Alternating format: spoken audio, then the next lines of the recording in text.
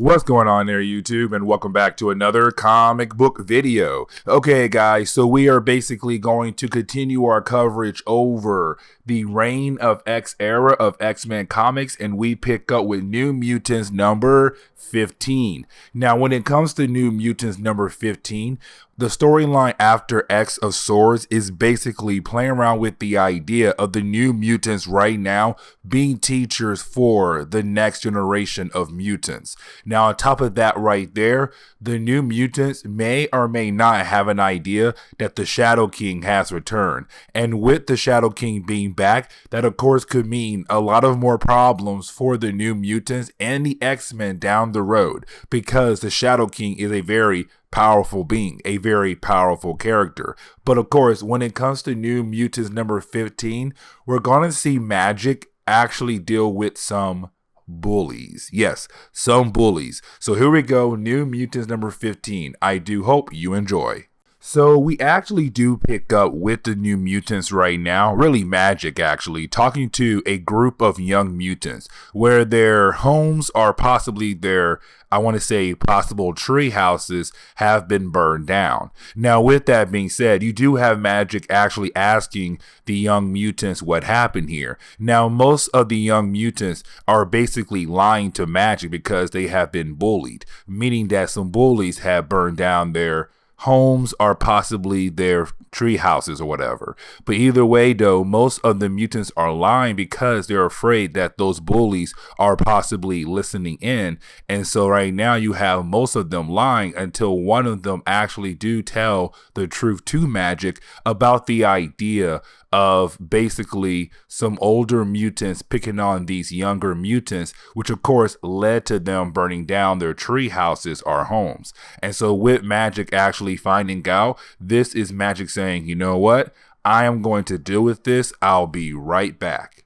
Now, we actually do pick up with Cosmere, Rainboy, Anole, and No Girl. Now, these are 4 characters that were given to us in the earlier books of New Mutants, of this series of New Mutants.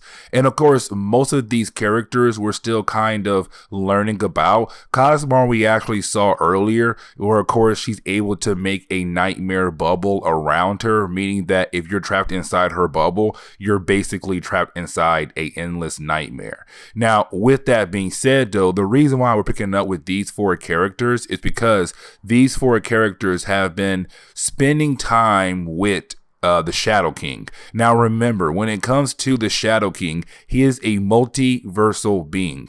In every single universe, he has a host. Now, when it comes to the main Marvel universe, that host is Amal Farouk. Now, of course, Amal Farouk was a mutant before the Shadow King actually took over his body. Now, with that being said, Amal Farouk will usually do anything the Shadow King wants him to do, which of course is to bring him his latest victims.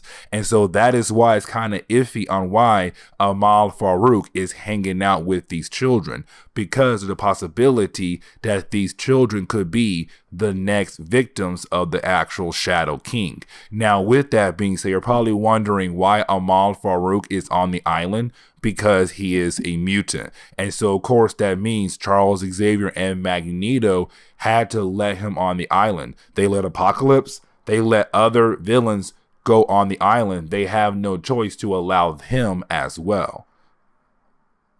Now, we actually do pick up with Scout. Now, Scout is actually Honey Badger. Remember, back in the early 2010s, when Marvel was doing a lot of new character creations in the early 2010s, when X-23, aka Laura Kinney, became the new Wolverine because Logan was dead, in one of her earlier stories, she found out that basically she had a clone, a bunch of clones. Now, of course, most of those clones are no longer around, but Gabby, aka Scout right here, is the last one. Now, with that being said, she was going by the name Honey Badger back in the early days of her creation, but of course, Marvel changed her name to Scout, which honestly, I like Scout better than Honey Badger. Now, with that being said though, You have Scout right now visiting the son of Wolverine, Daken. Now remember, Daken is actually part of the X Factor team. But of course, when Scott comes by his place, the X Factor's base, right now you have Daken trying to hit on Aurora. Of course, another character on the X Factor team. Because in that book right there, those two characters have been flirting with one another for a very long time. And so basically, Daken has been trying his best to get with her, but of course here's Scout right now wanting to hang out with him and kind of ruin the moment. And so you have they can tell her to go away and they can hang out later, because with her, she's looking for her family, and to her family is Laura Kinney, X-23. Daken is also her family, like an uncle. And then you have actual Wolverine, like her grandpa. But of course, Wolverine's always busy. Laura's gone at the moment, and so Daken, the big uncle, is her last option, and he's too busy because he's trying to get his you-know-what on. Now, of course, that is the moment you do have Scout actually go to her training session. Now, when she gets there, of course, we come to find out that she's in Warpath's class. Because remember, the new mutants are basically training the newer generation of mutants. And so right now you have Warpath kind of teaching these mutants. Now, there are new students in his class, and with these new students, we can tell right off the bat that Scout looks at them as like the popular group, and Scout wants to be part of that popular group. Now, with that being said, you have Warpath telling Scout, no, these kids are going to work with him. Scout's going to be with her group instead. Now, Scout doesn't like that idea. She feels like she should be better off with these newer kids, these more popular kids. On top of that right there, Scout also feels like she's way ahead of these class training sessions, because when she was made, she is a clone of Laura Kinney, but when she was made to be an assassin. And so she feels like she already knows how to work with a team. She already knows how to fight. She already knows how to do a lot of different things because she was made to be a perfect killing machine. But you have Warpath saying, but our goal right now is to take you and move you away from being what the humans wanted you to be, because you're more than a human, or you're more than a killing weapon. You're an actual person. Now, we actually do jump over to Dani Moonstar and Wolfbane. Now, of course, the reason why, because you have Wolfbane upset with the idea that her son has not been brought back to life yet. And what I mean is that basically Wolfbane has a son, and her son name is Tyr, but Tyr is on the list to be brought back to life, or she thought he was, because when she went over to the five, of course, the five mutants who basically make new clone bodies of you, and then Charles Xavier downloads your memories into those new clone bodies of you. But either way though, when it comes to the list, Wolfbane thought that her son was on the list because she thought her son was dead. And of course, she feels like with her son being dead, that means he should be on the list. The problem is though, when she went over to the five, they told her, your son is not on the list at all. And of course, that means there's a possibility he could be alive.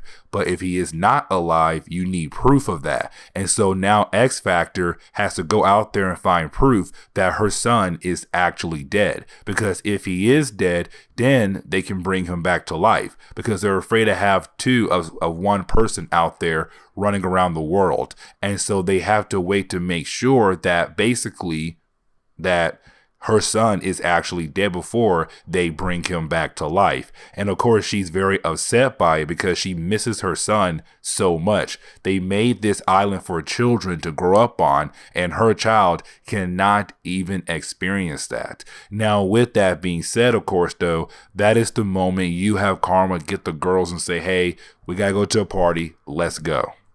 Now, of course, that is the moment we kind of find out that basically the party is a wedding reception for Cypher and Bay the Blood Moon. Because remember, in X of Swords, those two characters actually got married in one of the many rounds in the war between Arako and COPPA. But of course, they never had an actual wedding reception, and so they're having one right now. Now, with that being said, though, of course, right now, you do kind of have a lot of different things happening at the party. But the one thing that actually does happen at the party is when you have like Scout go and find Dakin because she wants to hang out with him. But once again, Dakin is with Aurora, trying to get close to her. Now, the biggest thing about this section and where we're going to actually close this video off is when you actually have Cosmar go over to Dani Moonstar. Now, the reason why, because you actually have Cosmar